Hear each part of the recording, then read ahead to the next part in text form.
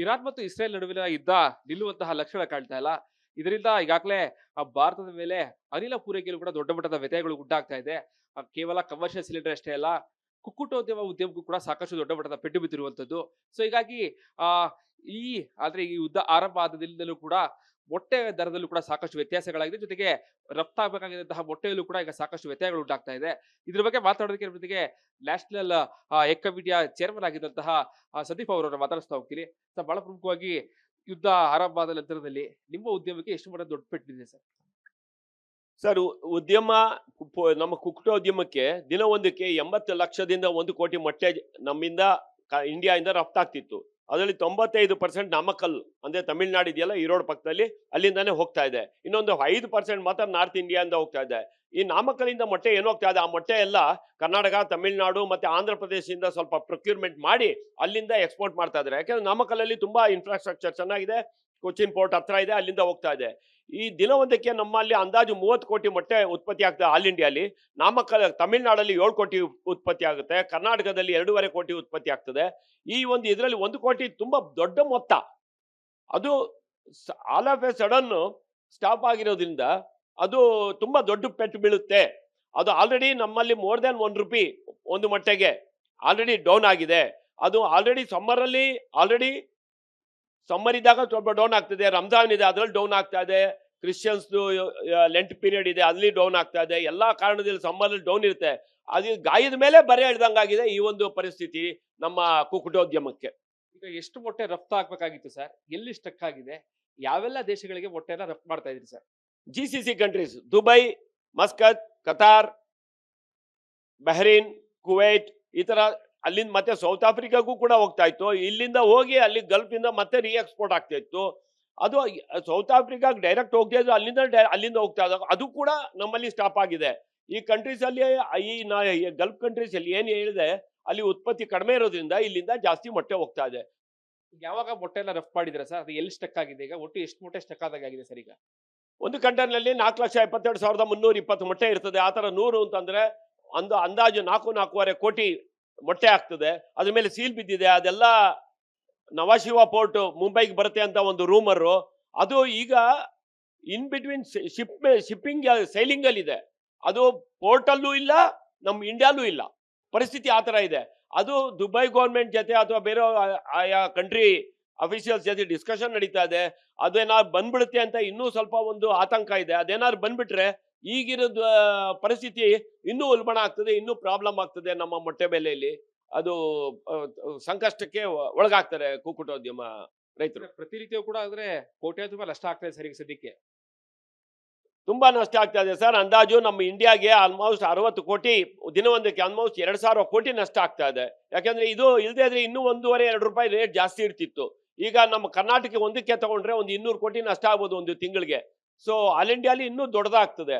So ಇದು ನಮ್ಮ ಈ ಮೊಟ್ಟೆ ಬೆಲೆ ಅಲ್ಲದೆ ಆಯಿಲ್, ಎಡಿಬಲ್ ಆಯಿಲ್ ಬರ್ತಾ ಇಲ್ಲ ಅಂದ್ಬಿಟ್ಟು ಸೋಯಾ ಮತ್ತೆ ಇದು ಸಾಸಿವೆ ಹಿಂಡಿ, ಸೂರ್ಯಕಾಂತಿ ಹಿಂಡಿ, ಇದೆಲ್ಲ ಕೂಡ ಅದು ಜಾಸ್ತಿ ಆಗಿ ನಮಗೆ ಡಬಲ್ ಎಫೆಕ್ಟ್.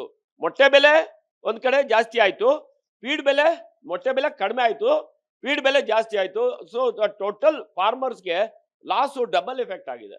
ಈಗ ನೀವು ಪೋರ್ಟಿಗೆ ಕಳಿಸಿದಿರಾ ಸರ್, ಎಷ್ಟು ದಿನಕ್ಕೆ ಅದು ನಿಮ್ಮ ಬೇರೆ ದಿನಗಳಲ್ಲಿ ಎಷ್ಟು ದಿನಕ್ಕೆ ತಲುಪ್ತಾ ಇತ್ತು? ಈಗ ಏನಾಗಿದೆ ಸರ್? ಇಲ್ಲಿಂದ ನಾಮಕಲ್ಲಿಂದ ಡಿಸ್ಪ್ಯಾಚ್ ಆದ ನಂತರ ಸುಮಾರು 8ರಿಂದ 10 ದಿವಸದಲ್ಲಿ ಅಲ್ಲಿ ಜಬಲ್ ಪೋರ್ಟ್ಗಾಗ್ಲಿ ಮಸ್ಕತ್ಗೆ ಕತಾರ್ಗೆ ಹೋಗ್ತಾ ಇತ್ತು.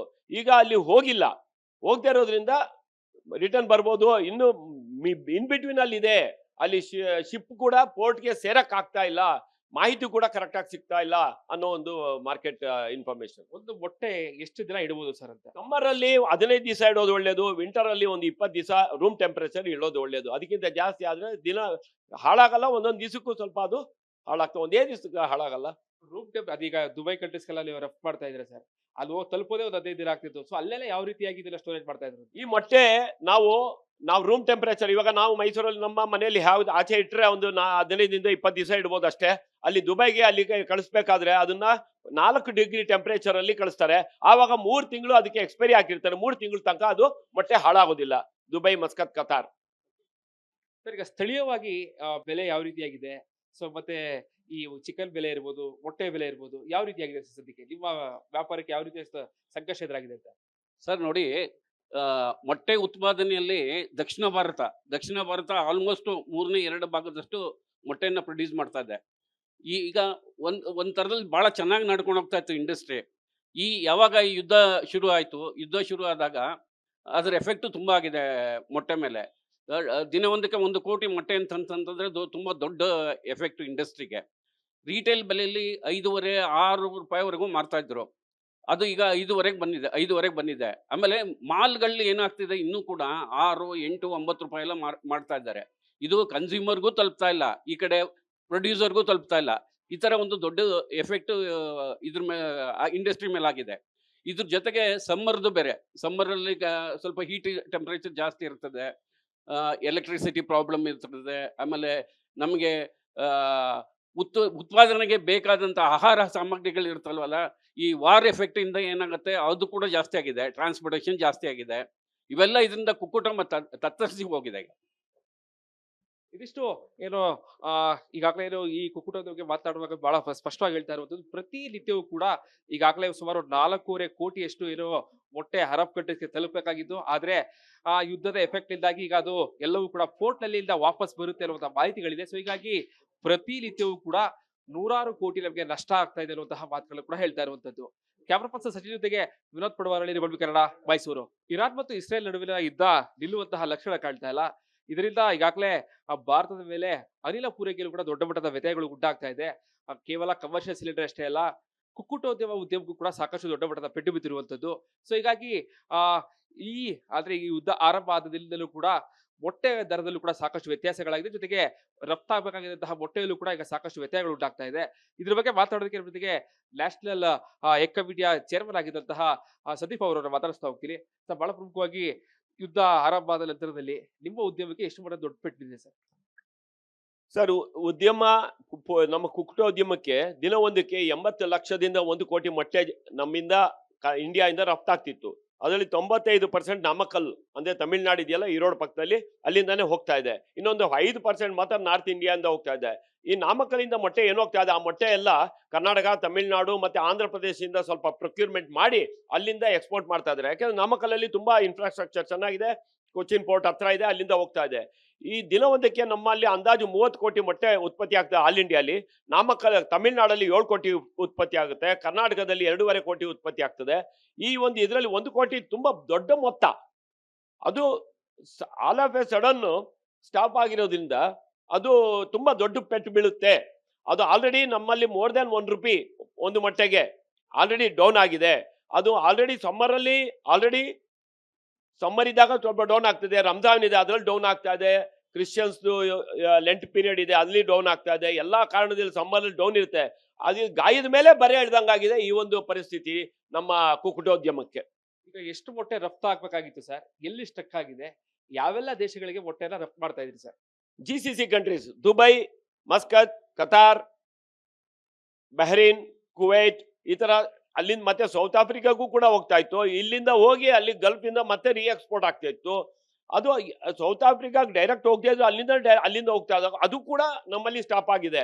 ಈ ಕಂಟ್ರೀಸ್ ಅಲ್ಲಿ ಗಲ್ಫ್ ಕಂಟ್ರೀಸ್ ಅಲ್ಲಿ ಏನ್ ಹೇಳಿದೆ, ಅಲ್ಲಿ ಉತ್ಪತ್ತಿ ಕಡಿಮೆ ಇರೋದ್ರಿಂದ ಇಲ್ಲಿಂದ ಜಾಸ್ತಿ ಮೊಟ್ಟೆ ಹೋಗ್ತಾ ಇದೆ. ಯಾವಾಗ ಮೊಟ್ಟೆನ ರಫ್ತು ಮಾಡಿದ್ರೆ ಸರ್, ಅದು ಎಲ್ಲಿ ಸ್ಟಕ್ ಆಗಿದೆ? ಈಗ ಒಟ್ಟು ಎಷ್ಟು ಮೊಟ್ಟೆ ಸ್ಟಕ್ ಆಗಿದೆ ಸರ್? ಈಗ ಒಂದು ಕಂಟೈನರ್ನಲ್ಲಿ 4,72,320 ಮೊಟ್ಟೆ ಇರ್ತದೆ. ಆ ತರ 100 ಅಂತಂದ್ರೆ ಅಂದಾಜು 4.5 ಕೋಟಿ ಮೊಟ್ಟೆ ಆಗ್ತದೆ. ಅದ್ರ ಮೇಲೆ ಸೀಲ್ ಬಿದ್ದಿದೆ. ಅದೆಲ್ಲ ನವಾಶಿವಾ ಪೋರ್ಟ್ ಮುಂಬೈಗೆ ಬರುತ್ತೆ ಅಂತ ಒಂದು ರೂಮರು. ಅದು ಈಗ ಇನ್ ಬಿಟ್ವೀನ್ ಶಿಪ್ಪಿಂಗ್ ಸೈಲಿಂಗ್ ಅಲ್ಲಿ ಇದೆ. ಅದು ಪೋರ್ಟಲ್ಲೂ ಇಲ್ಲ, ನಮ್ಮ ಇಂಡಿಯಾಲೂ ಇಲ್ಲ. ಪರಿಸ್ಥಿತಿ ಆ ತರ ಇದೆ. ಅದು ದುಬೈ ಗೌರ್ಮೆಂಟ್ ಜೊತೆ ಅಥವಾ ಬೇರೆ ಆಯಾ ಕಂಟ್ರಿ ಅಫಿಷಿಯಲ್ಸ್ ಜೊತೆ ಡಿಸ್ಕಷನ್ ನಡೀತಾ ಇದೆ.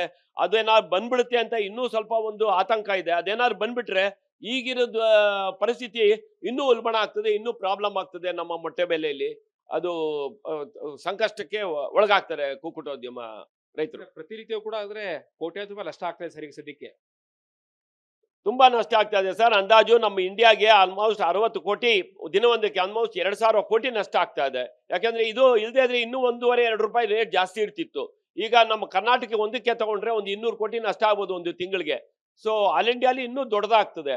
ಸೊ ಇದು ನಮ್ಮ ಈ ಮೊಟ್ಟೆ ಬೆಲೆ ಅಲ್ಲದೆ ಆಯಿಲು ಎಡಿಬಲ್ ಆಯಿಲ್ ಬರ್ತಾ ಇಲ್ಲ ಅಂದ್ಬಿಟ್ಟು ಸೋಯಾ ಮತ್ತೆ ಇದು ಸಾಸಿವೆ ಹಿಂಡಿ, ಸೂರ್ಯಕಾಂತಿ ಹಿಂಡಿ ಇದೆಲ್ಲ ಕೂಡ ಅದು ಜಾಸ್ತಿ ಆಗಿ ನಮಗೆ ಡಬಲ್ ಎಫೆಕ್ಟ್.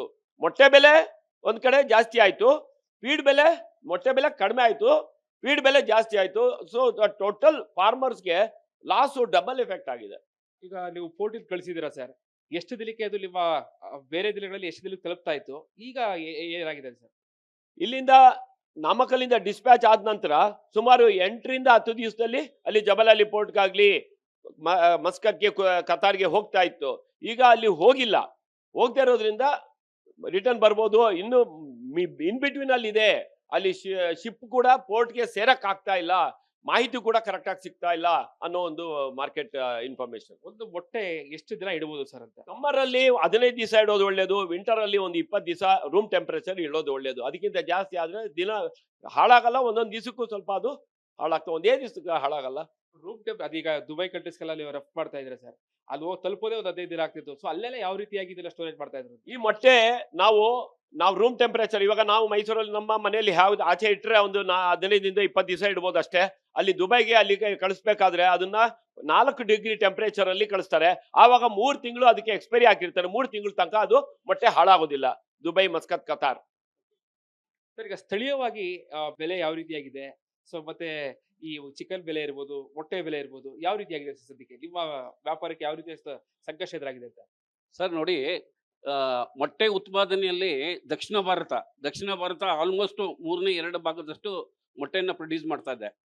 ಈಗ ಒಂದ್ ಥರದಲ್ಲಿ ಬಹಳ ಚೆನ್ನಾಗಿ ನಡ್ಕೊಂಡು ಹೋಗ್ತಾ ಇತ್ತು ಇಂಡಸ್ಟ್ರಿ.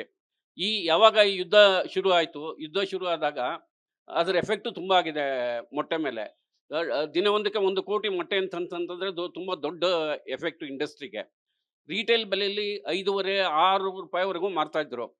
ಅದು ಈಗ 5ವರೆಗೆ ಬಂದಿದೆ. ಆಮೇಲೆ ಮಾಲ್ಗಳಲ್ಲಿ ಏನಾಗ್ತಿದೆ, ಇನ್ನೂ ಕೂಡ 6, 8, 9 ರೂಪಾಯಿ ಎಲ್ಲ ಮಾಡ್ತಾ ಇದ್ದಾರೆ. ಇದು ಕನ್ಸ್ಯೂಮರ್ಗೂ ತಲುಪ್ತಾ ಇಲ್ಲ, ಈ ಕಡೆ ಪ್ರೊಡ್ಯೂಸರ್ಗೂ ತಲುಪ್ತಾ ಇಲ್ಲ. ಈ ತರ ಒಂದು ದೊಡ್ಡ ಎಫೆಕ್ಟ್ ಇದ್ರ ಇಂಡಸ್ಟ್ರಿ ಮೇಲೆ ಆಗಿದೆ.